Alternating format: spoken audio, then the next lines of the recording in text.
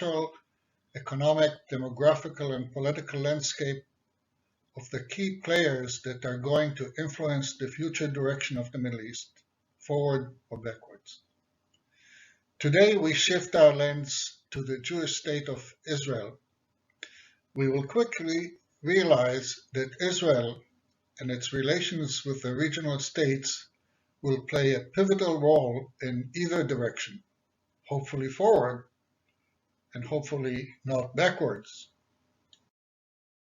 Why? Because Israel is the only state in the region that can tame Iran's expansionist ambitions in the Middle East. It is the only state that is prepared, equipped with advanced digital, conventional, and some say even nuclear warfare technologies. It has been singled out by Iran for elimination, thus opposing Iran as an existential national priority. Speaking of technology, Israel, out of sheer necessity, has developed innovative solutions to some existential regional threats like climate change, water scarcity, alternative energy sources, which all other regional players require to protect their own population and their own regime. Finally, Israel is a de facto proxy of the United States in the region, whose role has become even more significant since the withdrawal of the United States from the region, ending unsuccessful military interventions that did not pay peace or prosperity dividends. There's so much to know about Israel that's been there since biblical times, but this is part of a well-documented ancient history. We will focus our analysis on the past 75 years since the inception of the State of Israel on May 14, 1948. Even then, we will limit our deep dive to only a few aspects of the state dynamics that are material to understanding the role that Israel plays in the Middle East. First, we are reminded that Israel is the only true democracy in the Middle East, which is generally a blessing, but often, at the same time, complicates Israeli politics to a level unmatched by almost any other democracy in the world. Second, we recognize that Israel is a technology innovation juggernaut and a world leader in developing technology-driven solutions to challenges that are critical to the survival of the region. At the same time, the never-ending Israeli-Palestinian conflict, the occupation of disputed Palestinian territories, are a burden on the country and the region, and a solution to which is vital to moving the region forward. Winston Churchill described democracy as the worst form of government except for all others that have been tried. Most Israeli politicians would vehemently agree. To that degree, Israel is somewhat of a miracle. Maybe out of sheer survival needs, it managed to work through the challenges of state unity in the absence of civil consensus, and the constant need for firstly negotiated compromises on major domestic and foreign policies. As a representative democracy, Israel is one of the few, or any democracy in the world, that does not have a constitution. Instead, it was founded on the basis of a Declaration of Independence, the founding document of the Israeli nation. With time, the Israeli parliament, the Knesset, will amend the founding document with basic laws which in tandem form the equivalent of a constitution. Since its founding, Israel came under severe scrutiny and condemnation for its alleged intrusion on the rights of the Palestinian people and for any other reason for which the United Nations Assembly and/or the Security Council could master a majority, often on the strength of the 58 Muslim state members. Justified or not, it is important that any praise or criticism of Israel will be subject to judging its adherence to the founding principles. A Jewish state legitimately established with the consent of the United Nations, committed to a democratic form of government, affording minorities equal rights and representation, and extending its hand in peace to its Arab neighbors. At the end of the British mandate over Palestine and a return of the mandate to the United Nations in 1947, there were 630,000 Jews, 143,000 Christians, and 1,100,000 Muslims in the territory. Since then, owing to mass immigration of Jews to the newly established state after the end of World War II, many of them Holocaust survivors, Jewish refugees fleeing from neighboring Arab countries, and a much later wave of Russian immigrants following the fall of the Soviet Union in the early 90s, Israel's population grew 15-fold in a span of 70 plus years. Today, Israel's population numbers more than 9 million. Close to 7 million, or 78%, are Jews, approximately 2 million are Muslims. Of the indigenous Arab population who elected to remain citizens of Israel after the War of Independence in 1948, or over 20% of the population, with close to 500,000 of Christian, Druze, Bedouin, and other ethnicities. In summary, Israel is likely the most ethnically and religiously diverse citizenry in the region.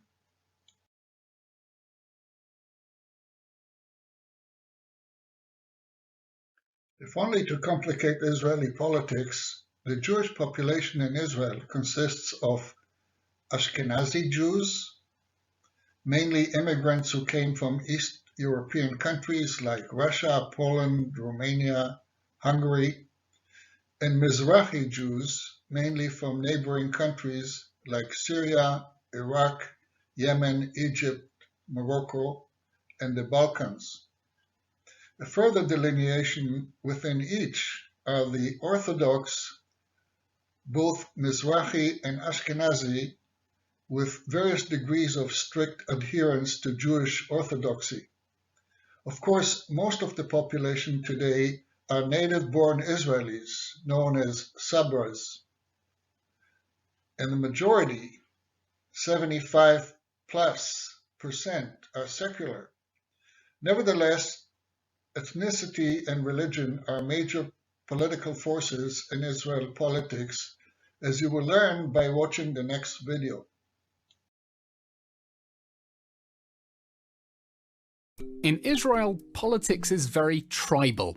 Parties keep popping up, splitting and merging in every election, and lately Israel's had a lot of elections. But you can usually guess which party someone is voting for, or at least narrow it down to 2 or 3 options. Are they Jewish or Arab? Right-wing or left-wing? Are they Haredi, also known as ultra-Orthodox? Religious or secular? Are they Ashkenazi or Mizrahi? Do they live in Tel Aviv or Jerusalem, a kibbutz or a small working-class town? Answer just 1 or 2 of these questions and you're halfway to guessing who they'll vote for. Here's a breakdown: the tribes of modern Israel, the parties that represent them, and how Benjamin Netanyahu fits into all of this. Israel was founded in 1948 as a Jewish and democratic state. Jewish, the nation-state of the Jewish people who returned and immigrated from all over the world, and democratic, a state where every citizen could vote regardless of religion or ethnicity, and where minority rights would be respected. The Knesset was created with 120 seats. That's a throwback to the 120-member ruling Great Assembly of the ancient Israelites. Each party runs with a list of candidates and they're elected proportionally. If a party gets 10% of the vote, it gets 10% of the seats, and the first 12 candidates on its list become members of Knesset.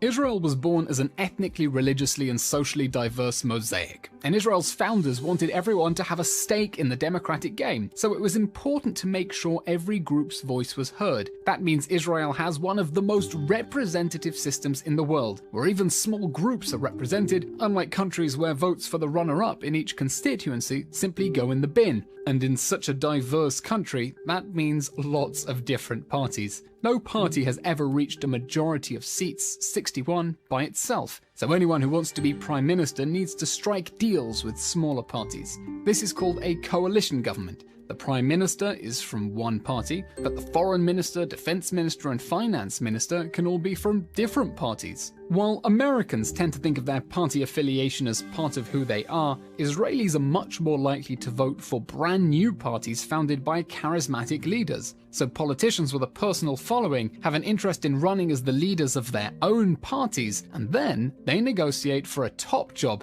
at the cabinet table. There are huge existential issues on the table, but sometimes it's difficult to tell the difference between rival parties because so much boils down to personality. That's why the parties keep changing from one election to the next, and why some of the most influential parties nowadays didn't even exist a year or two ago. In order to break things down, let's imagine the country like one big pie. The most obvious split would be between the Jewish and Arab population, with Arabs representing around 20% of Israeli citizens. There are two Arab parties. The first is the Joint List, an alliance between Arab nationalists and Arab and Jewish communists. The Arab parties have never been a part of the governing coalition, and they don't really want to be. Their goal? To promote the interests of Israel's Arab minority, which includes reducing crime rates in Arab communities and pushing for an end of Israel's military control of the West Bank, either as part of a formation of a Palestinian state or a single binational state, but by remaining ideologically opposed to Zionism, openly identifying with the Palestinian cause and explicitly rejecting Israel's character as a Jewish and democratic state. The Joint List effectively dooms itself to remaining in opposition forever. The second Arab party is Ra'am, the Islamist party, which is more socially and religiously conservative and draws a lot of its support from Bedouins in the Negev desert. One of the reasons it split off from the Joint List was a dispute over gay conversion therapy, which it didn't want to ban. Its goals are very similar to the Joint List, but it's much more pragmatic, open to collaborating with whoever is in power. The Jewish vote divides along several lines. Now, we can split the Jewish part of the pie between Haredi Jews, who make up about 10% of the population, and everyone else, and even the Haredi population is divided. There's Shas, which represents the mostly religious Mizrahi Jews. Traditional, working class, and very socially conservative, the party has never had a woman member of Knesset. But when it comes to government spending, it's in favor of big welfare payments to support large families. Israel's religious Jewish character is a priority for Shas. And then there's United Torah Judaism, which represents religious Jews from Ashkenazi backgrounds. They also oppose any changes to the status quo of religion and state, which gives the rabbinate a monopoly over marriage, and which means there's almost no public transport on Shabbat. They're also against conscripting Haredi men into the army so that they can study at yeshivas. Both parties are eager to promote issues important to the Haredi community, maintaining the Orthodox rabbinate's control of religion and state issues, and securing funds for their growing communities. But what about the rest of the Jewish population? Well, we can still divide them between Orthodox but not ultra-Orthodox Jews and secular and traditionalist Jews. But here the lines are much blurrier. On the religious right-wing end of the spectrum, there's a shifting mix of religious nationalist parties which keep running under different names. They support hawkish stances on security issues, expanding Israel's settlements and rolling back the power of what they consider an overactive judiciary. On the secular right, Yisrael Beitenu, a party that appeals mainly to immigrants from the former Soviet Union and Israelis who are right-wing on security, but want to take a tougher stance against Haredi control of religion and state.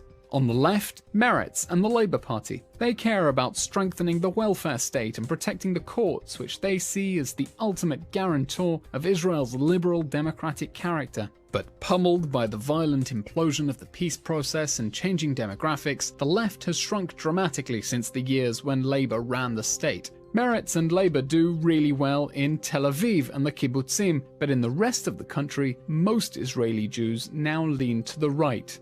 And then we have Israel's biggest parties. The giant is the right-wing Likud, led by Benjamin Netanyahu, who's been prime minister for a total of 15 years, 12 of them since 2009. The Likud claims that only Netanyahu can keep Israel safe from existential threats like Iran, make it economically strong, and stand up to what it calls a left-wing media and judiciary. The biggest party opposing the Likud is Yesh Atid, a centrist liberal party led by Yair Lapid that mostly appeals to Israel's secular middle class. They're liberal on social issues, including religion and state, such as allowing public transport on Shabbat and legalizing civil marriage. Other parties constantly split, merge, and reinvent themselves for every election. Take Blue and White, founded for the April 2019 election as a merger between former IDF Chief of Staff Benny Gantz's Israel Resilience Party and Yesh Atid. It was the biggest party in the September 2019 election with 35 seats, but by March 2021, it had collapsed to just 8.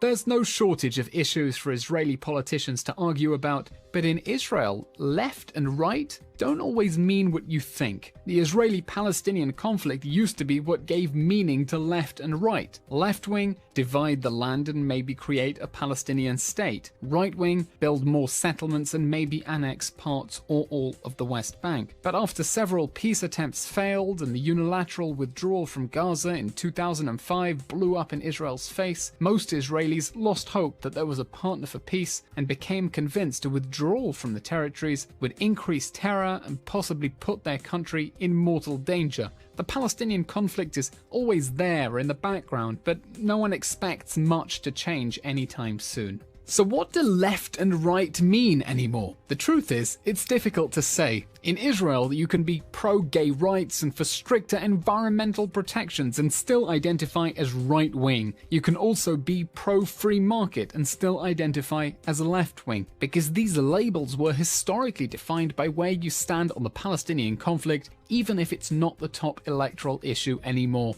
And the last few election cycles were largely about one thing: this man. He is now on trial facing 3 separate corruption charges. The center, left, and even some of Netanyahu's former allies on the right say it's unthinkable for a criminal defendant to run the country. Many of Netanyahu's rivals from across the political spectrum say no one should be prime minister for this long anyway, even though there are currently no term limits. But Netanyahu's supporters believe he's the only man who can lead Israel, keep it safe from its enemies, and make peace with the Arab world. And frankly, he's been prime minister for so long that many Israelis have forgotten what it's like to have anyone else in charge. Nowadays, it's become more about pro-Netanyahu and anti-Netanyahu blocs and less about left and right. And when the results last came in on election night, that's how the news channels broke down the results. Netanyahu, in alliance with the Haredim and the right-wing religious nationalists, versus the opposition, a divided bunch of centrists, social democrats, Arab parties, secular nationalists, and even some right-wing parties hoping to replace him, each with their own candidate. Everyone wants to be king. But things really were much easier when Israel had just 12 tribes. The most important thing to understand in attempting to decipher Israeli politics is its electoral system.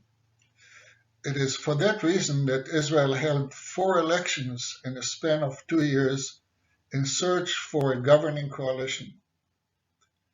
Even today's coalition government has a razor-thin majority in the Knesset, and any party or even any member may hold the power to keep or topple the government in a non-confidence motion. It is a system like no other. For example, 39 parties registered to run for the Knesset in the last year election. Of course, many of them did not cross the threshold to be represented in the Knesset, but the governing coalition government, headed by Naftali Bennett, has been cobbled out of 8 parties, a rainbow coalition with parties from the extreme left to the extreme right and anywhere in between. You may recognize the gentleman in this next video, as he is now a CNN reporter who explains the unique electoral system in Israel. Israeli politics is all about where you sit in this room. This is the Knesset, the Israeli parliament, the legislative branch of the government. And of the 120 seats here below me, the most important seat is right at the center of that U. That's the prime minister's seat. But it's all the seats around that one that determine who gets to sit there.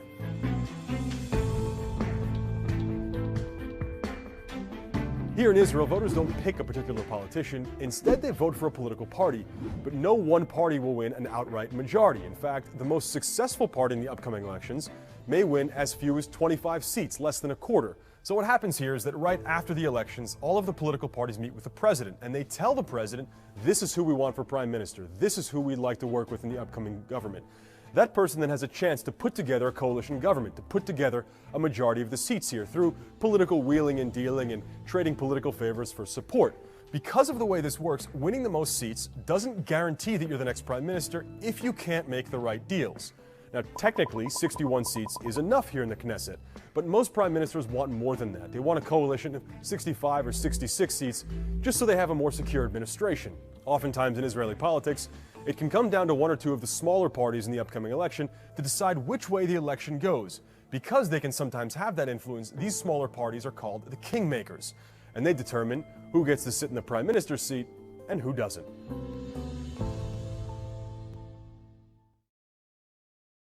In the latest election, the right-wing ruling party, headed by Benjamin Netanyahu, who was prime minister for the past 12 years, was toppled by a thin majority. What used to be a choice between ideological right or center-right, or left or center-left, is now a rainbow coalition with the thinnest of majority. A new phenomenon in Israel politics. The country at large was generally happy with the electoral outcome, although the right-wing and ultra-Orthodox opposition parties are threatening its stability.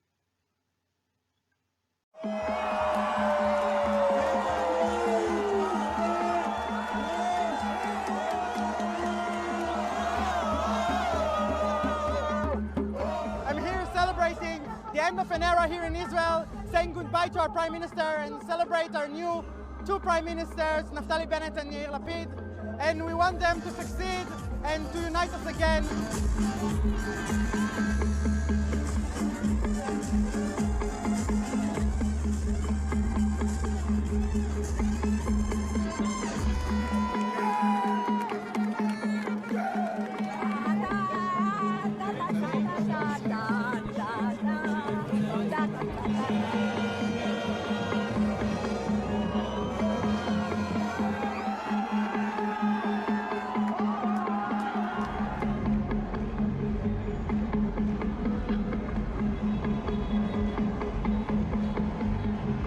אנחנו בפתחם של ימים חדשים, תלאות, וזו לא מילה מוגזמת במקרה הזה, תלאות ההקמה של ממשלת האחדות מאחורינו, ועכשיו אזרחי ישראל כולם נושאים אלינו את עיניהם, וחובת ההוכחה עלינו.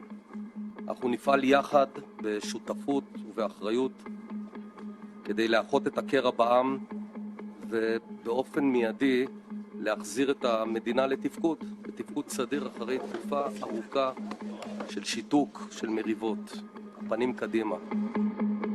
לחוקיה למלא באמונה את תפקידי כראש הממשלה החלופי וכראש הממשלה ולקיים את החלטות הכנסת. אני אקריא את השמות לפי סדר האל"ף-בית חבר הכנסת זאב אלקין, בבקשה. אני מבקש, חברים, בבקשה, חברים.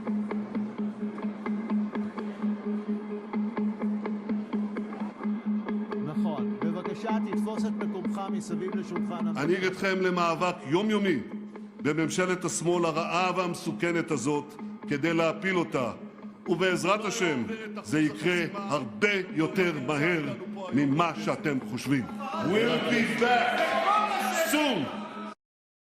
The significance of the latest election results is especially important in determining the direction of the Middle East and Israel's role in it. The good news is that The new government ends 12 years' reign of Bibi Netanyahu and his right-wing Likud party. The new government is not a left or center-left, nor a right or center-right. It is a rainbow coalition from extreme left to extreme right and everything in between. It includes, for the first time, an Islamist party, an extreme left cabinet minister, and an extreme right prime minister. It excludes, for the first time, the ultra-Orthodox parties, which represent a trend toward religious reforms. It is a razor-thin majority government forced to compromise on controversial policies, and it is totally representative of the Israel population at large.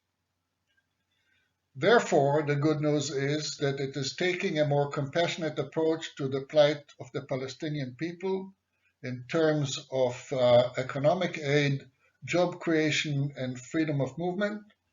It is taking a proactive approach to normalization and cooperation with the Arab world. Understanding Israel on its own is not that exciting as to understand the role that Israel can play in moving the entire region forward. By contrast to that of Iran and Saudi Arabia that we reviewed in prior lectures, Israel, for its own survival, developed one of the most advanced militaries in the region, invested in developing technology-driven solutions for water management and for alternative energy sources, and promoted entrepreneurship to become a world leader in technology innovation. We are now entering a new era that compels the regional countries who were late to advance their technological capabilities and solutions to severe environmental and economic challenges to seek cooperation and normalize relations with Israel in the best interest of their own population and that of Israel. Therefore, it is important to understand what and how Israel achieved in the past 75 years and how sharing its expertise and solutions to critical regional challenges is key to moving the region forward. Let's talk about Israel's new friends. For years, many Arab countries banded together against Israel. But some countries are rethinking that. Saudi Arabia was actually the first Arab state to put normalization with Israel on the table. Prime Minister Benjamin Netanyahu has made a secret visit to Saudi Arabia. Some are even making it official. The agreement signed between Israel, the United Arab Emirates, and Bahrain formalizes relationships already in place. What they're calling normalization appears to have been happening quietly for years. Now it's out in the open, and the U.S. is pretty much leading the whole thing. So what does normalization even mean? What's in it for these countries? And how does it affect the Palestinians?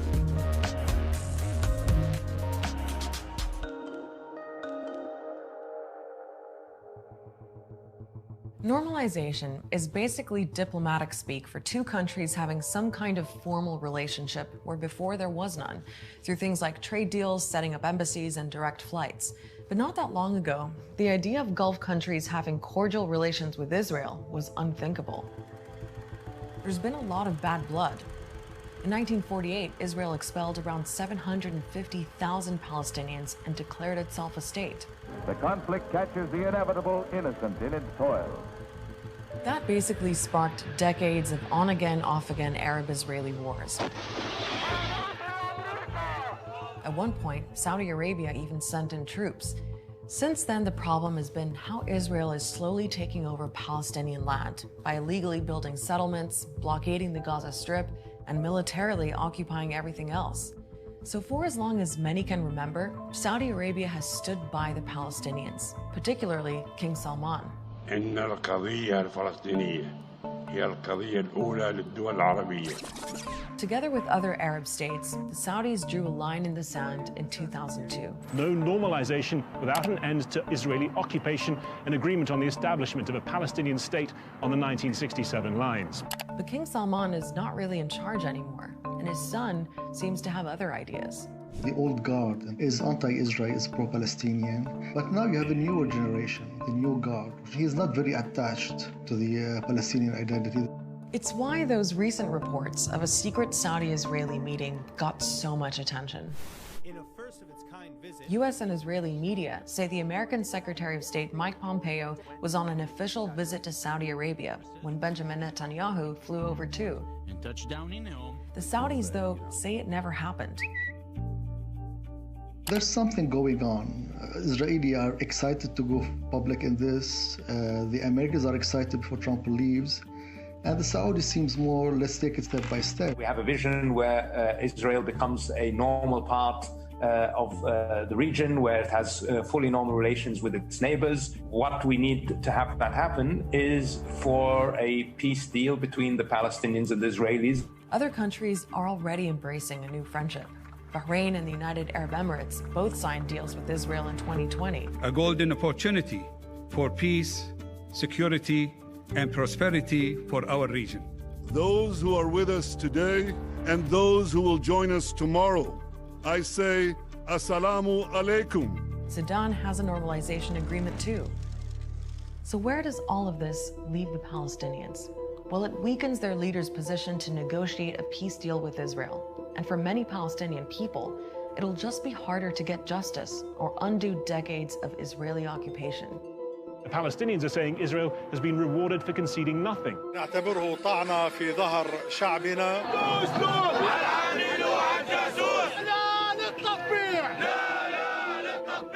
So why the change? I think for the Emirati it's very clear. It's a business transaction. There was a UAE-Israeli trade conference, and Twitter pages are now promoting Israeli products in the Gulf and Emirati products in Israel. You hear me, friend, far away, far away. I hear you play.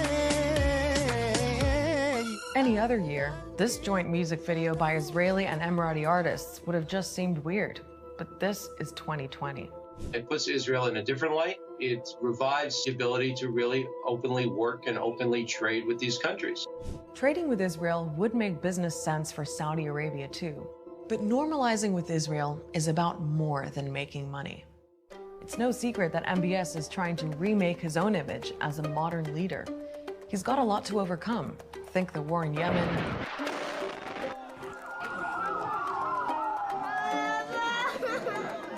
arresting critics, even accusations he was involved in the shocking dismemberment of the journalist Jamal Khashoggi. He plans at some point to ascend to power. He plans not to have any Western disapproval of this, especially in Washington. So this is big on his mind. So for a smooth ascension to the throne, MBS needs friends in high places. We've become very good friends. Back in 2018, Trump and MBS were laughing it up at the Oval Office. The occasion was a business tour by Saudi Arabia. $3 billion, $525 million, that's peanuts for you. Under Trump, it's a relationship that seems to be able to withstand just about anything. Even after Khashoggi's murder, Trump's son-in-law and advisor Jared Kushner kept in touch with MBS. But with Joe Biden as US president, that relationship is expected to change. It's not going to be any more WhatsApp messages with Kushner in the middle of the night. It's going to go back to institutional relations, to going through the embassy, going through the State Department. But there's still time for Trump and others to influence the next 4 years, especially when it comes to Iran, because nothing makes friends quite like having a common enemy. They divert tens of billions of dollars to their nuclear program. احنا لا نتفق أن نصل إلى يوم من الأيام إيران بينها وبين القنبلة النووية أيام معدودة. We will never let that happen.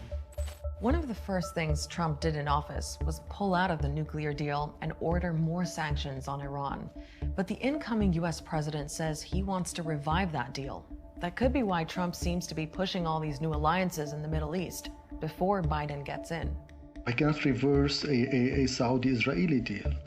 If it already happened before he comes to power, it already happened. He has to deal with the new reality. A deal between MBS and Netanyahu won't be an easy sell to many people in the region. There's already been some resistance to the deals that were signed before. Normalizing ties with Israel's Arab neighbors is a big win for Netanyahu. Saudi Arabia would be the top prize. For all of them, it's good for business. For some, it means isolating Iran. But for the Palestinians, it's a betrayal. If there's a news story or a topic you want us to explain on Start Here, get in touch by leaving a comment wherever you're watching this video. The best way to keep up with our episodes is to like, follow, or subscribe to Al Jazeera. I'll see you next week.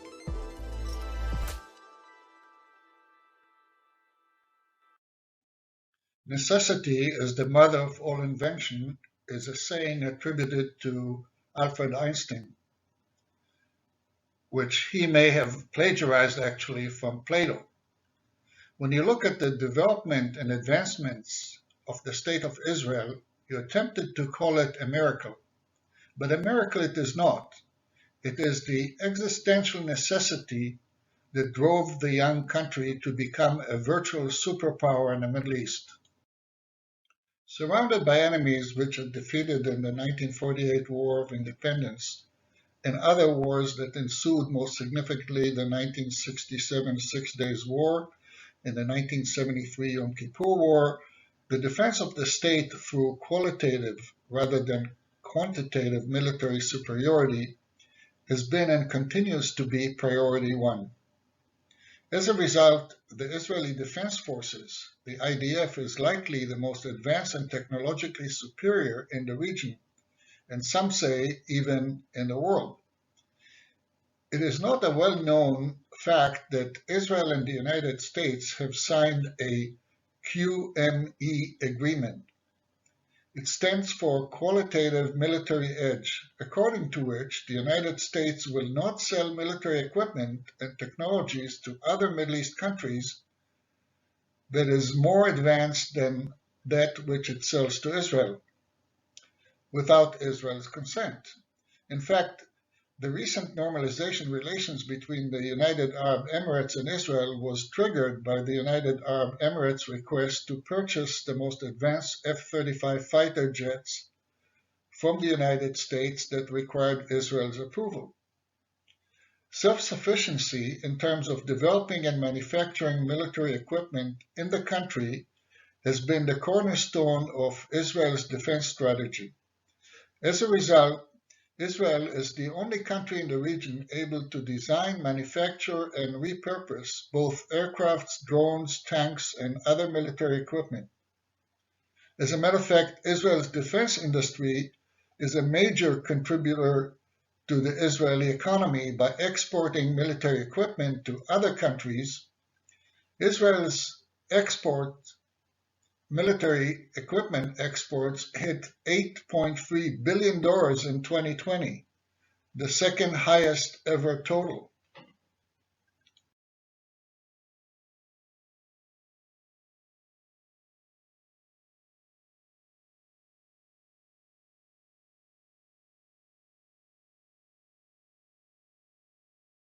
Innovation, born of necessity, fuels Israel's thriving arms industry.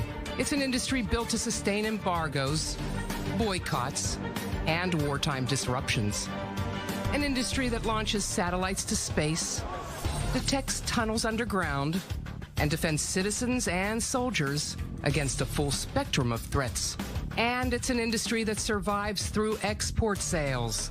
For every $20 of high-tech innovation aimed at Israel's defense, it must sell $80 abroad. We have been compelled to create a permanent armaments industry of vast proportions. In the councils of government, we must guard against the acquisition of unwarranted influence, whether sought or unsought, by the military-industrial complex. Relative to Israel's size, the industry here is indeed vast. It consistently ranks among the world's top-tier arms suppliers and provides employment for tens of thousands here and around the world. Yet aside from fringe opposition, Israel's military-industrial complex is not cause for the kind of concern voiced by Eisenhower nearly 60 years ago.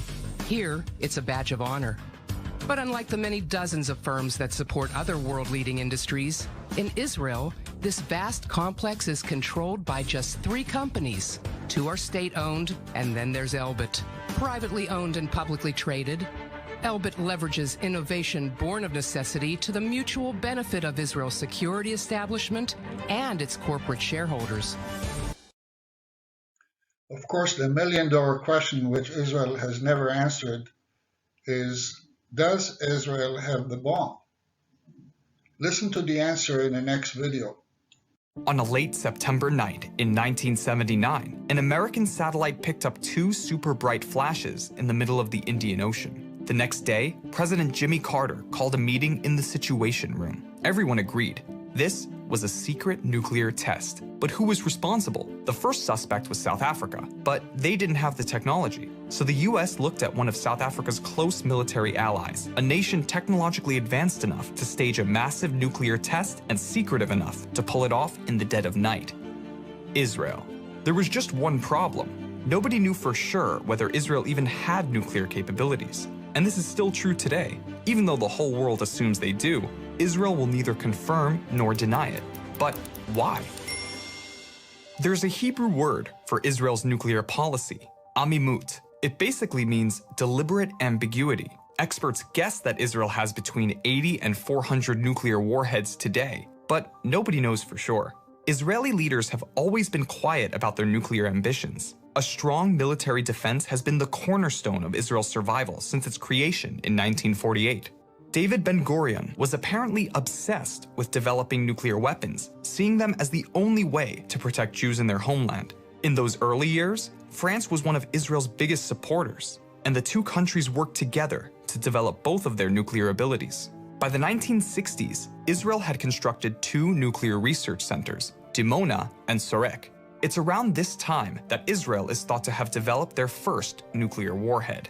During a meeting with President John F. Kennedy in 1962, Shimon Peres, Israel's Deputy Minister of Defense, was asked about Israel's nuclear plans. He responded with a line that would come to define the country's nuclear policy. "I can tell you most clearly that we will not introduce nuclear weapons to the region, and certainly we will not be the first." That line was the birth of amimut as a political policy. Other politicians, like Golda Meir and Levi Eshkol, didn't like Peres's answer, but they ended up adopting it, never confirming nor denying anything about their nuclear power, because it basically summed up their position. Israel has no intention of being the first to attack their enemies with nuclear weapons. By the 1970s, Israel's Arab neighbors, who had spent the last 2 decades waging war against the Jewish state, were suddenly worried. Like the rest of the world, they had no idea how many nuclear warheads Israel had. By keeping quiet, Israel let rumors fly across the Arab world. Eventually, these hostile countries stopped waging wars so often. Some believe this was in part because they were scared of what might happen. As Peres put in his autobiography, "We learned there is tremendous power in ambiguity. Doubt was a powerful deterrent to those who desired a second Holocaust." In fact, there's a nickname for the kind of situation Israel would have to find itself in before they'd consider nuking their enemies: the Samson option, evoking the biblical character of Samson, who famously killed many Philistines in his final act, killing himself in the process. Critics of amimut don't buy this argument. They see amimut as something Israel hides behind to avoid international scrutiny. Along with India, Pakistan, and South Sudan, Israel is one of the only UN member nations to not sign the Treaty on the Non-Proliferation of Nuclear Weapons, precisely because of amimut. They just don't talk about their nuclear program. And because they never signed the treaty, international inspectors haven't been able to check their facilities. Supporters of amimut argue that dropping the policy now could lead to nuclear proliferation in the Middle East. If Israel were to show its cards, it could create an arms race, particularly with Iran. Israel's main goal is to prevent nuclear proliferation at all costs. Sometimes that means keeping secrets. Other times, it means being proactive. Over the last few decades, Israeli forces have attacked and destroyed nuclear facilities in Syria and Iraq to stop their nuclear expansions. Cybersecurity experts believe that in the early 2000s, Israel teamed up with the United States to create the malware called Stuxnet, which caused one of Iran's nuclear facilities to malfunction, essentially putting the kibosh on their nuclear aspirations. These aggressive measures share the same goal as amimut, making sure there are as few nukes as possible in the Middle East. Almost no country is actively threatening nuclear war, but governments all over the world keep researching nuclear weapons. And it's not like nuclear power is an open book. Every country is cagey about this subject. Israel takes that a step further, but it's a strategy they've made clear, both in words and actions, aimed at keeping the peace. If Israel drops Amimut and finally shows her cards, it probably means that nuclear war has become a real threat. Or maybe the threat is finally over and we have achieved world peace. Here's hoping it's the second one. When Israel was founded, more than 70% of its landmass was arid, inhabitable desert. Israel does not have natural resources to speak of, such as oil, compared to other regional states. Therefore, developments and technology innovation in the areas of water management and alternative clean energy sources became a top national priority. As a result, Israel's technological innovation in these areas is a model for the world, but even more importantly, solutions to the region's most important challenges, and specifically climate change. Shalom and welcome to our Innovation Israel series. Israel is pushing forward on many fronts to take care of its future energy needs. While some companies search for oil and natural gas, there's also progress in the field of renewable energy. Take a look. Israel's latest search for new power isn't underground. It's just the opposite. More than 18,000 solar panels are positioned in this 20-acre field here at Kibbutz Keturah. When it's connected to the Israeli power grid, it will supply electricity for the surrounding communities. Arava Power's David Rosenblatt told CBN News the field cost about $20 million, will light up some 8,000 homes, and helps the environment. Solar power really represents a way to get off carbon-based fuels. And today, a lot of what Israel is powered by chiefly is coal. And so renewable energy really offers a way to break that cycle. All of this is welcome news for the Keturah community. We like to consider ourselves to be a very environmental friendly kibbutz, and as such the project is perfect for us. For the next 20 years, Arava will dedicate funds from the four corners of the solar field to nonprofit organizations. In the Jewish tradition, the biblical tradition, there's the notion of peah, that you leave the corners of the field for the poor. And we're familiar with that from the story of Ruth, for example. There's a famous incident of that.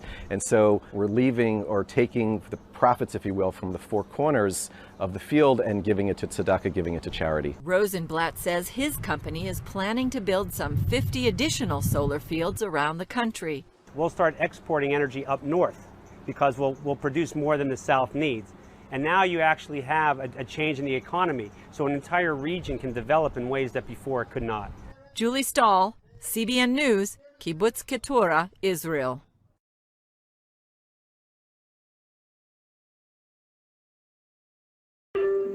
In a few years, it is estimated that more than half of the world's population will suffer from water shortages.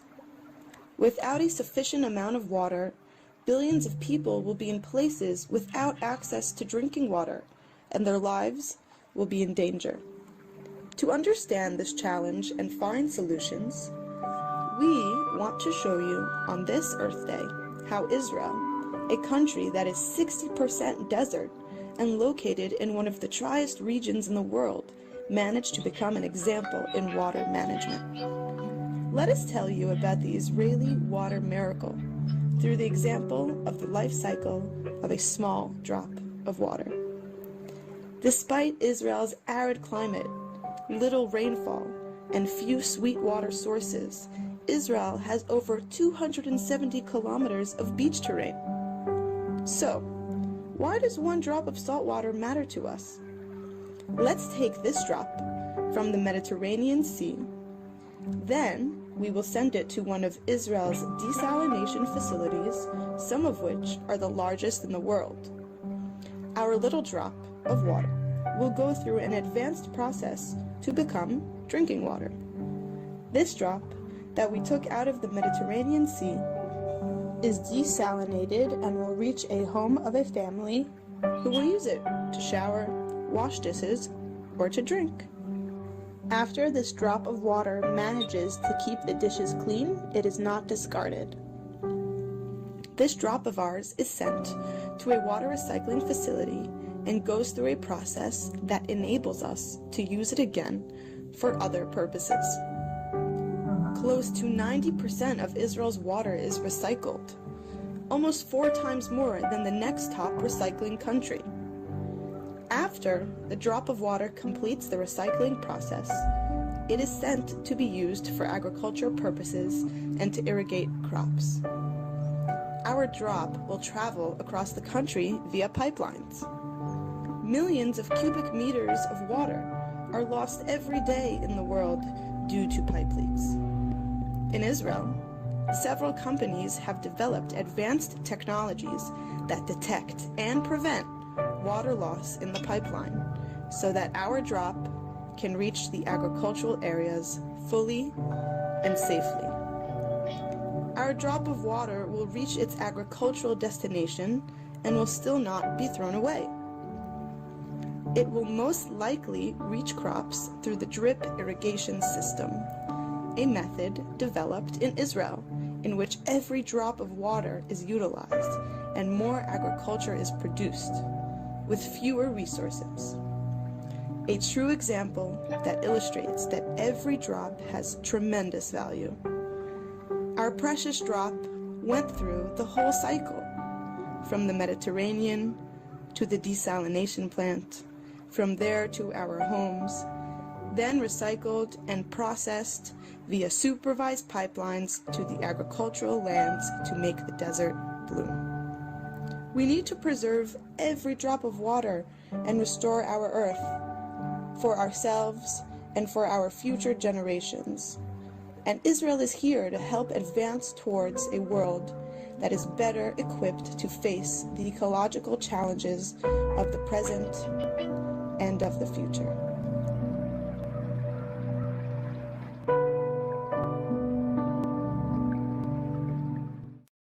As a recent example, just weeks ago, Israel and Jordan signed an agreement by which Israel will supply Jordan with 25% of its water needs, while 8% of Israel's renewable energy will originate in Jordan.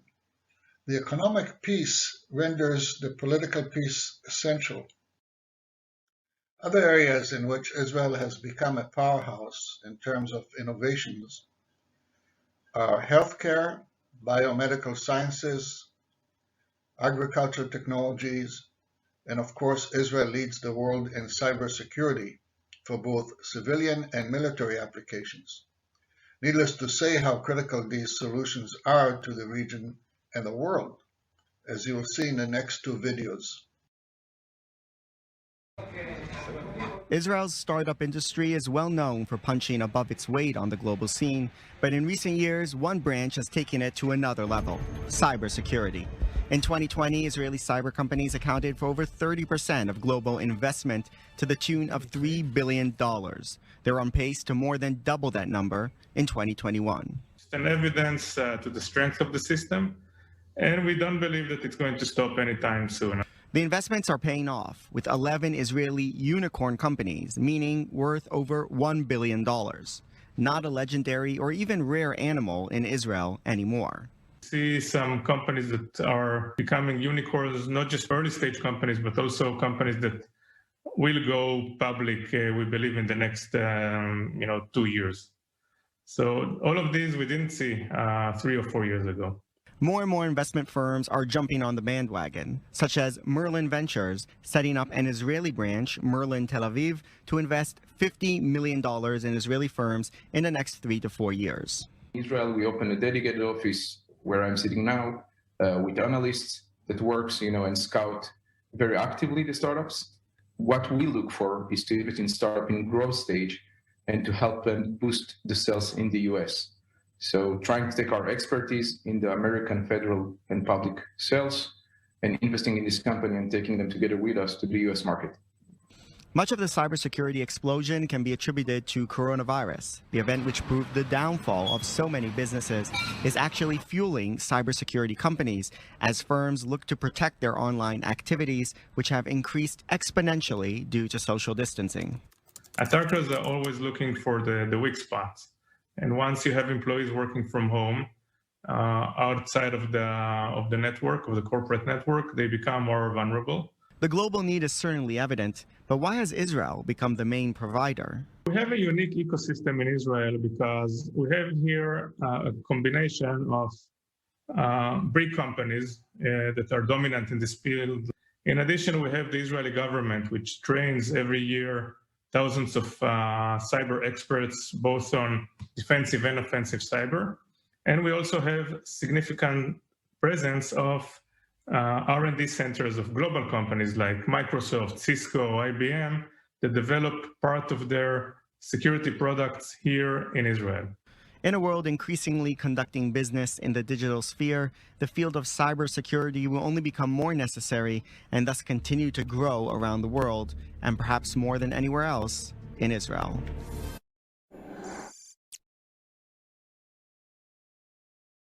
Israel, driven by necessity as we described, was an early adopter of digital technologies to accelerate innovations in military, agriculture, and science.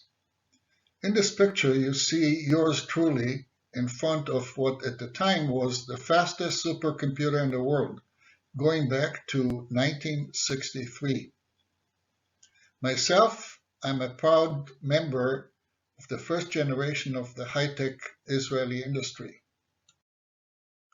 The combination of all these factors places Israel ahead of any other country in the world in terms of the number of scientists and technicians per 100,000 citizens by a factor of almost 2, with the United States and Japan in second and third place.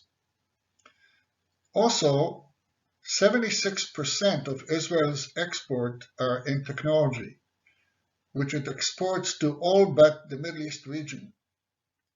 Imagine what it would be if the Middle East is to move forward, how both Israel and its neighboring countries would benefit from an economic boom.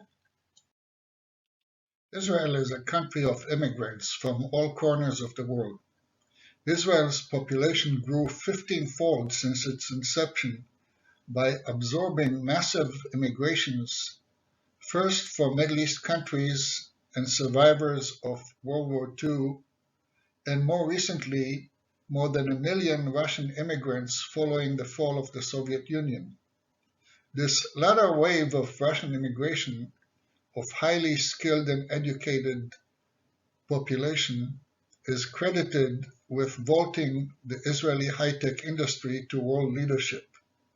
In addition to the Jewish right of return, which guarantees instant citizenship to all Jews who wish to settle in Israel, the country employs immigrant-friendly policies and incentives for new immigrants as well as returning Israelis diaspora.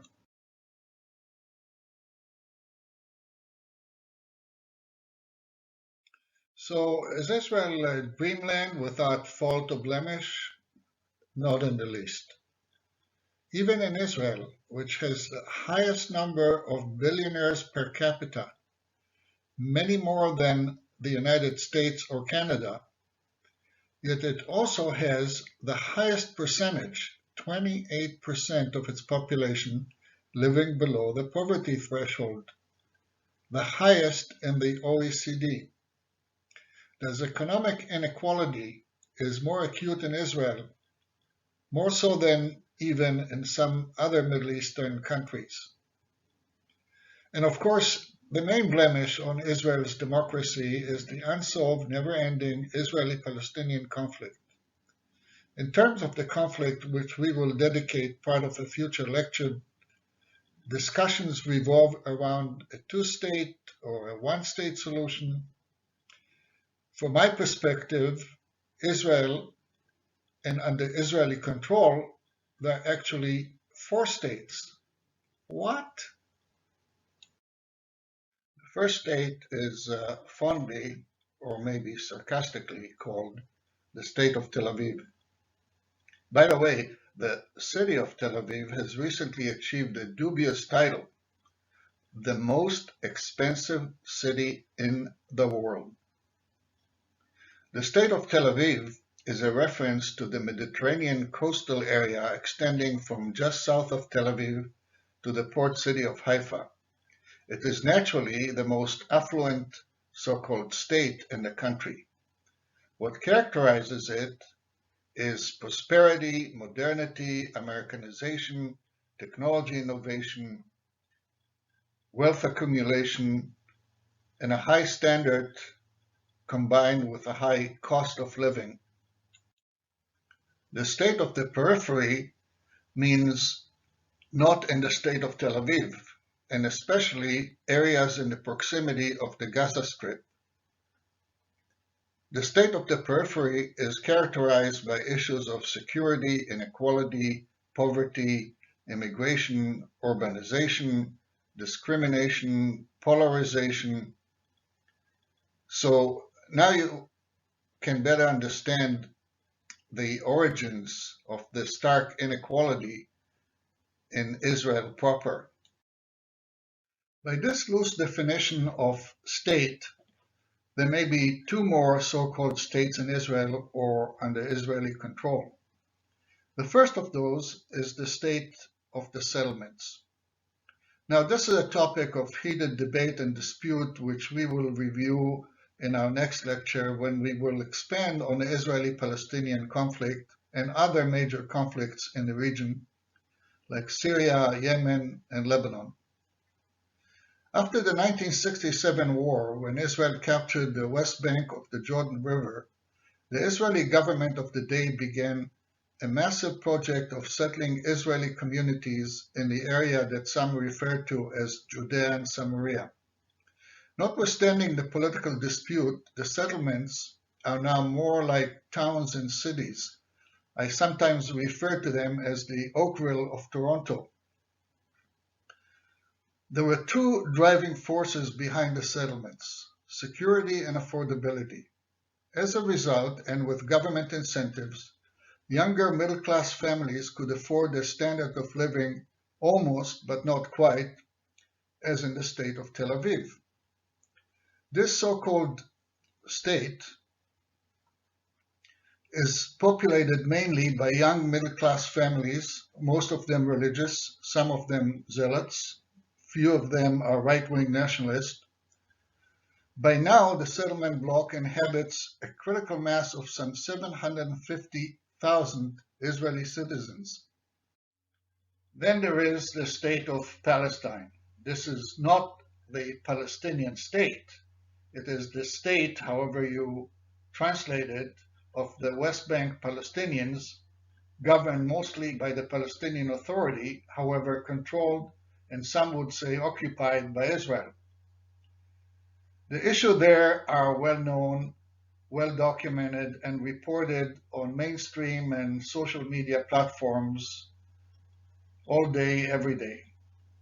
And they are security, the presence of the Israeli Defense Forces in Palestinian towns and cities, occupation, violence, terrorism, and hopefully, after many failed attempts, renewal of the peace process. Finally, as a political junkie, I must confess that I do not miss the CNN program GPS, narrated by Fareed Zakaria, Sundays at 10 a.m. I believe it is the best, if not the only, global affairs program that explores challenging topics, mainly outside the borders of the United States. Here is Fareed Zakaria aptly summarizes the Israeli and Israeli-Palestinian situation and concludes with a challenge to both, as you will hear at the end of his take. We will address most of these issues in our next lecture. Following the seriousness of the topic addressed by Fareed Zakaria, take a moment of levity and once again enjoy some comic relief. Thank you again for your interest, and by now a much better understanding of the Middle East, and we'll see you next week. It's been the same way for decades. Every time violence between the Israelis and Palestinians erupts, governments around the world urge de-escalation, a ceasefire agreement is reached, and experts warn the situation cannot continue like this. But it has, and it will. Ultimately, this is not a problem that can be resolved through power, whether political or military. It can only be resolved through moral persuasion. The recurring pattern of violence obscures a seismic shift that has taken place over the last few decades. Israel is now the superpower of the Middle East. An institute at Bar-Ilan University recently laid out the disparities. Israel's per capita GDP dwarfs that of its neighbors. It is 14 times that of Egypt, 8 times that of Iran, 6 times that of Lebanon, and even double that of Saudi Arabia. Israel has built an industrial and information age economy that excels in highly sophisticated arenas like artificial intelligence, aviation, computer-aided design, and biotechnology. It spends 5% of its GDP on research and development, more than any country on the planet. It has built up foreign exchange reserves of over $180 billion, placing it 13th in the world, just ahead of the United Kingdom. For a nation of 9 million people, these are stunning numbers. A military comparison between Israel and its neighbors is even more lopsided. Israel beat a combined Arab force in 1967 in 6 days. Today, the contest would be over in hours. Israel has a larger defense budget than Iran's and enjoys both a quantitative and qualitative edge in crucial areas such as air power, even though Iran has almost 10 times the population. And of course, Israel has the only nuclear weapons arsenal in the region, estimated at almost 100 warheads. Israel is powerful compared to its neighbors, but it is close to invulnerable compared to the Palestinians. What is left is morality. Israel, a powerful, rich, and secure nation, is ruling over nearly 5 million people without giving them political rights. This is an almost unique situation in a post-colonial world. Israeli leaders can marshal valid excuses. The Palestinian leadership have rejected serious offers in the past. They are divided and vacillating. But ultimately, that doesn't change the reality that Palestinians live in conditions that are demeaning and degrading. They are denied self-determination, which is by now a universal right. But the country does remain a liberal democracy. It was founded by people who believe deeply that their new land should embody not just nationalism, but also justice and morality. There are many in Israel who argue passionately that it can find a way for Israelis to have security and Palestinians to have dignity. The only hope, and right now it looks remote, is that those forces will gain strength and one day lead the country to give the Palestinians a state of their own. That would finally fulfill Israel's true historical mission, to be, in the words of Isaiah, a light unto the nations.